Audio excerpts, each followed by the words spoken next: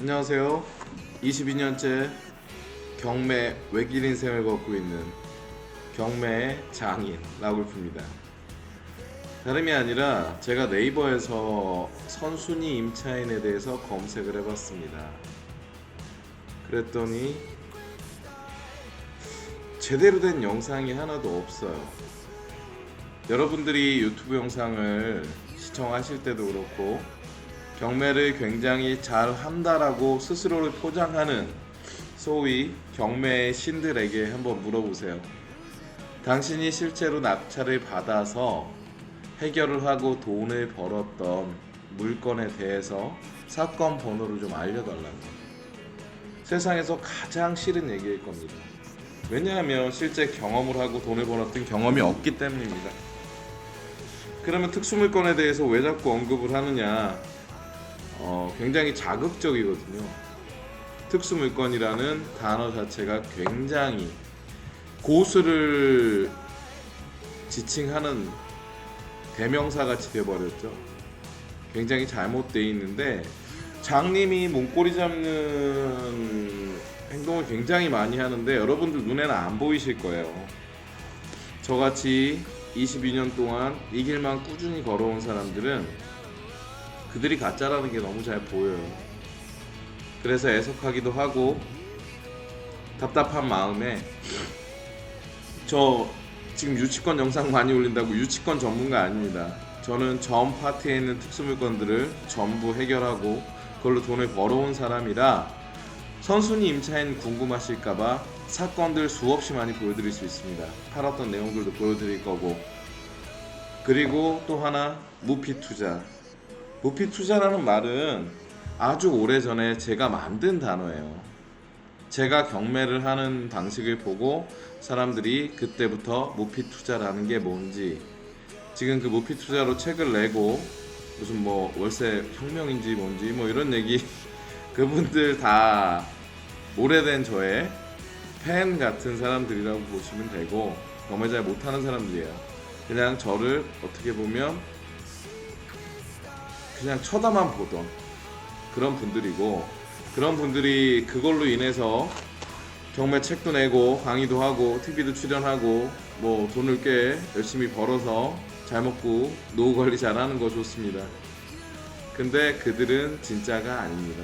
애석하게도 제가 여러분한테 진짜가 뭔지, 진짜 경매꾼을 어떻게 살았는지에 대해서 좀 알려드리려고 오늘은 선순위 임차인과 무피 투자에 대해서 설명을 좀 해드리려고 합니다.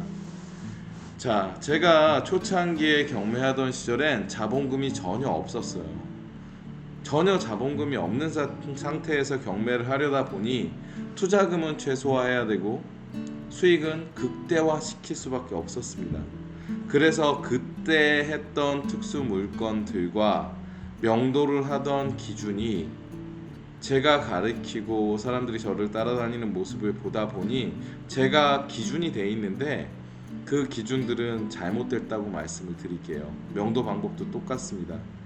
제가 그 당시에 지금의 명도 방법에 개념을 정립해서 사람들이 그걸 따라하던 시절에는요, 제가 자본금이 하나도 없고 경매를 할 수 없는 상황에서도 경매를 이어가던 시기라서 그랬어요.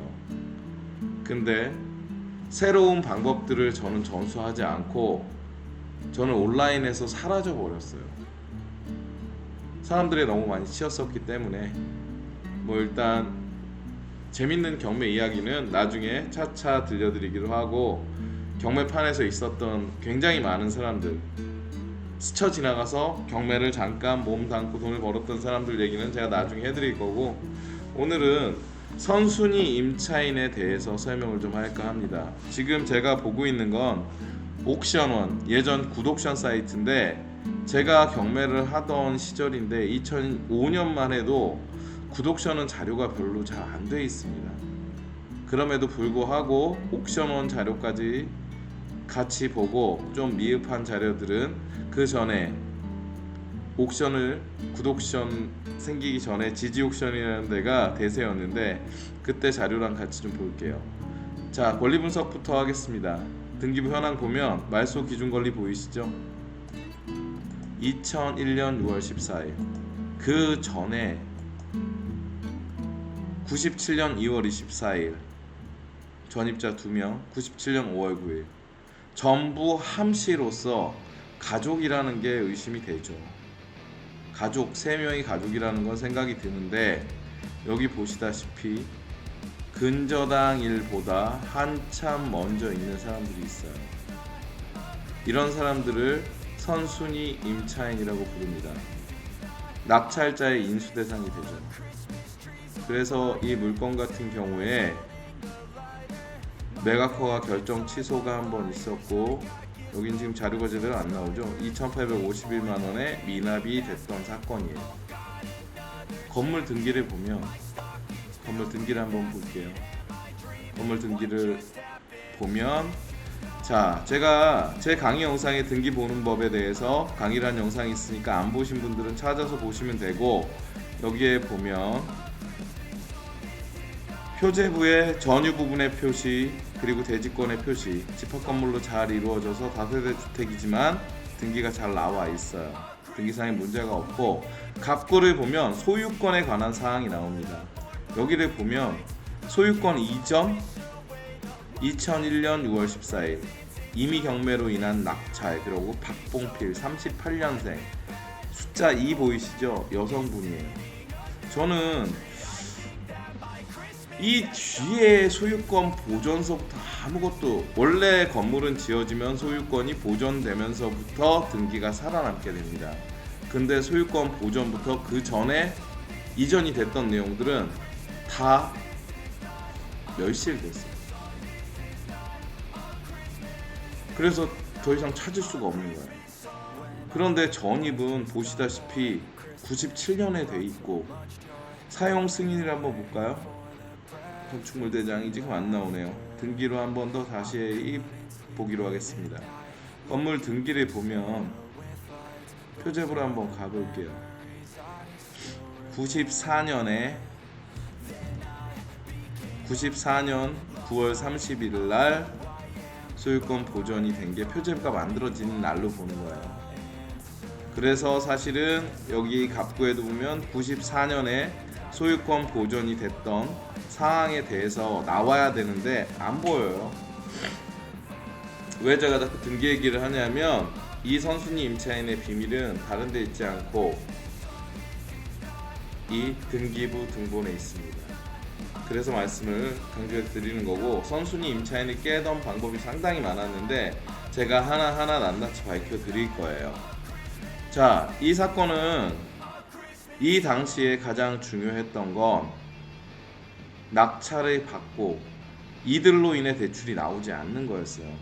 그래서 은행에서 대출을 받기 위해서 저는 낙찰을 저가에 받는 것은 물론이거니와 대출을 받아야 했기 때문에 제가 경락잔금 대출을 받을 수 있는 증거 자료를 제시하는 게 더 큰 일이었어요.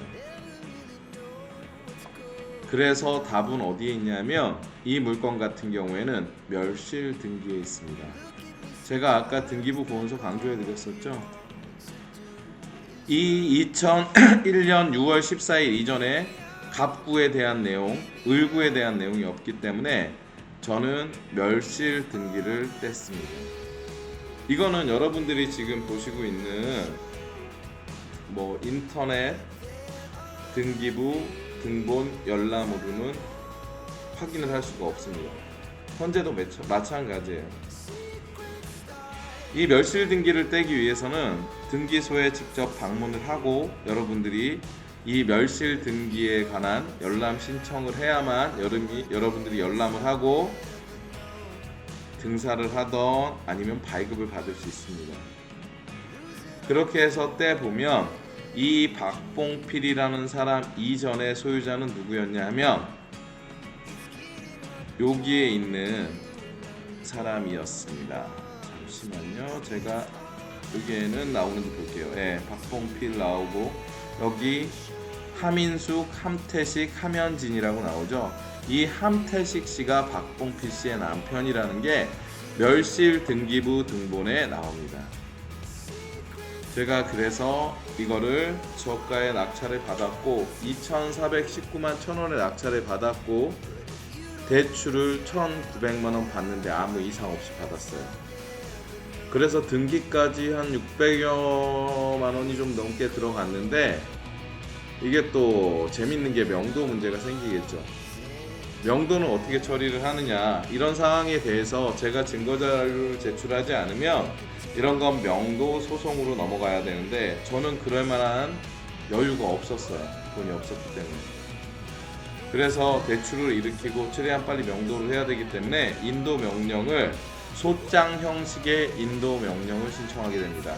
이런 물건은 여러분이 알고 있는 한 장짜리 인도 명령 신청서에다 그냥 인도 명령 신청을 하면 전부 기각됩니다. 하나 더 어려운 얘기긴 한데, 여러분이 인도 명령이 한번 기각됐다고 하더라도 인도 명령은 기판력이 없는 관계로 재신청이 가능합니다. 2번, 3번, 4번 여러분 가능해요.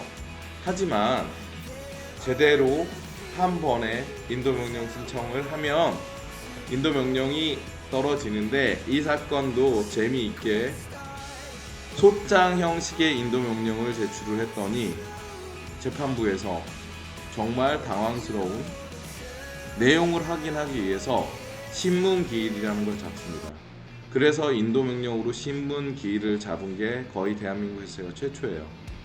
이 당시만 해도 신법과 국법이 혼재하던 상황이었는데, 소송이 아닌 인도 명령으로 소장 형식의 인도 명령을 제출한 것도 그렇고, 그로 인해 신문기일이 잡힌 것도 제가 최초였습니다. 자, 그렇게 해서 이 박봉필과 함태식의 부부 관계를 제가 밝혀서, 하민숙, 하면지는 두 분의 자녀분들이었는데 이분들에 대한 인도 명령이 전부 떨어집니다. 그로 인해 제가 이분들을 이사비 없이 잘 내보냈습니다. 이사비를 달라고 이 분께서 좀 포악하게 행동을 하셨는데, 사실 제가 뭐 육체적으로 위해를 받을 상황은 아니었고, 이분이 스스로 자해를 해서 팔에 금이 갔었나 연세가 있으셨는데 하고, 하여튼 뭐 난리가 좀 났었어요.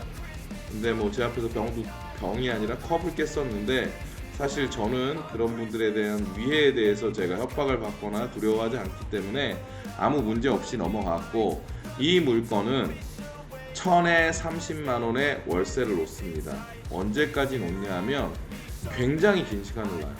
저는 제가 이 당시에 들어갔던 투자 원금을 보증금 받아서 다 뺐고, 월세 한 번 안 밀리고 정말 긴 세월을 사시는 분이 사셨는데, 잠시만요, 실거래가 조회하면 나옵니다. 제가 실거래가를 조회해서 얼마나 오래 가지고 있었는지 한번 보여드릴게요.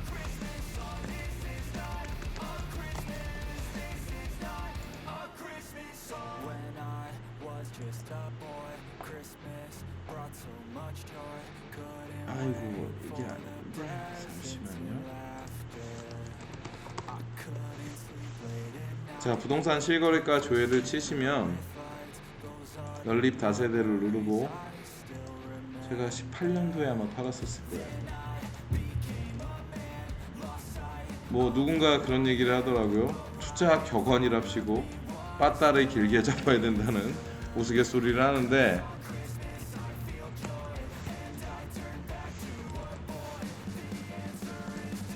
이 물건 얼마에 팔았나 알려드릴게요. 신성빌라가 나오고, 자, 2018년 12월 달에 제가 1억 5,100만 원에, 여기 재개발지라서 아주 오랜 시간 가지고 있었고, 월세 입자가 18년까지 한 분이, 처음에 입주하신 분이 끝까지 살았어요. 이분이 언제 들어갔냐면 2006년 아마 봄에 들어갔을 거예요. 한 3월쯤 아마 들어갔던 걸로 기억을 하는데, 돈이 없어서 그땐 제가 인테리어를 할 줄도 모르고 도배 장판만 해서 이분이 한 13년 이상 사셨어요.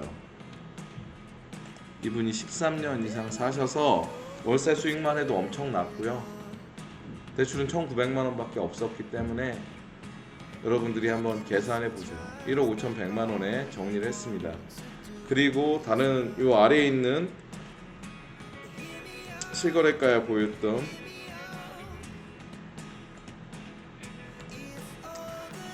1억 3,200 이 반지하거든요. 이것도 제가 가지고 있다 팔았는데, 이거는 제가 다음에 낙찰 물건 보여드리고 어떻게 유지하다가 팔았는지 한번 보여드릴 겁니다. 이 물건 같은 경우에는 투자 수익이 아주 많이 나왔던 것 중에 하나고, 제가 임대 수익하고 매매 차익을 본 게 1억 5천만 원이 넘으니까, 여러분들은 선순위 임차인에 대해서 누군가 얘기를 할 때 선순위 임차인을 어떻게 해결을 했는지, 사건 번호가 뭔지에 대해서 꼭 궁금해 하시고 물어보시기를 바랍니다.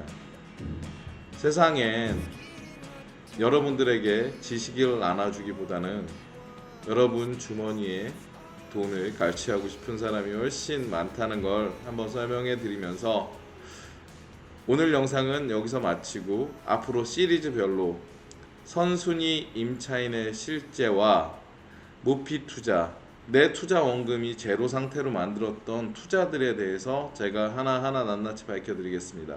저는 물론 사건 번호와 함께입니다. 자, 오늘 영상 여기서 마치겠습니다.